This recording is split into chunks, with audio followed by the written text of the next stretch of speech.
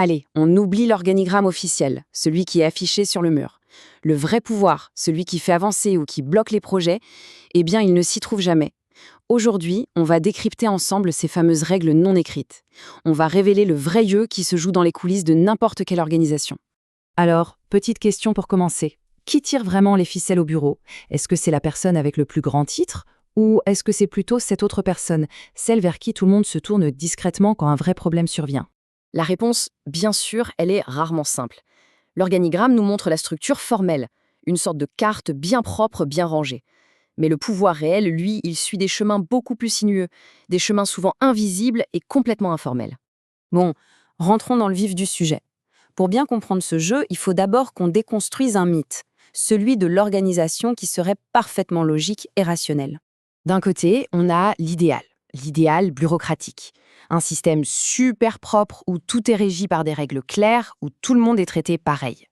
Et de l'autre, on a la réalité du terrain, celle qu'ont analysée des sociologues comme Michel Crozier. Et là, c'est un monde beaucoup plus politique, émotionnel, changeant, où les relations et le pouvoir informel sont en fait déterminés. Comme le dit Crozier, s'en tenir strictement aux règles, ça ne suffit jamais. Ça ne suffit pas pour faire fonctionner une boîte, et ça ne suffit pas non plus pour comprendre comment les décisions sont vraiment prises.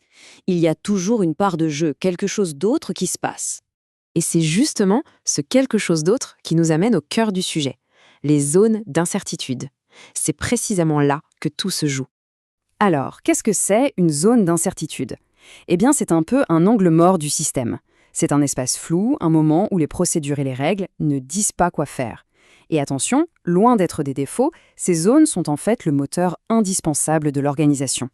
Ça peut être par exemple une crise client complètement inattendue, un nouveau projet qui débarque sans la moindre instruction claire, ou encore une nouvelle technologie que personne ne sait vraiment utiliser. Bref, ce sont toutes ces situations où il faut improviser. Et voilà la clé de tout. Le vrai pouvoir, il ne vient pas du titre sur une carte de visite, mais de la capacité à gérer l'imprévisible.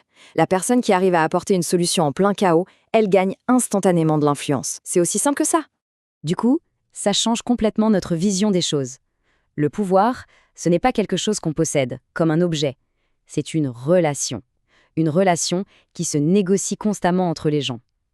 Alors, passons maintenant à la véritable carte du pouvoir. Oublions l'organigramme. Voici la vraie carte du pouvoir, ce qu'on appelle un système d'action concret. Regardons ça de plus près. Ce n'est pas une pyramide, c'est un réseau complexe. Les lignes peuvent montrer des alliances, par exemple, entre un service et un fournisseur clé.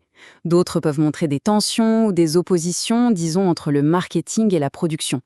C'est dans ce réseau de relations, pas dans les petites cases de l'organigramme, que le vrai jeu se joue. Le pouvoir, c'est donc un échange, une négociation permanente.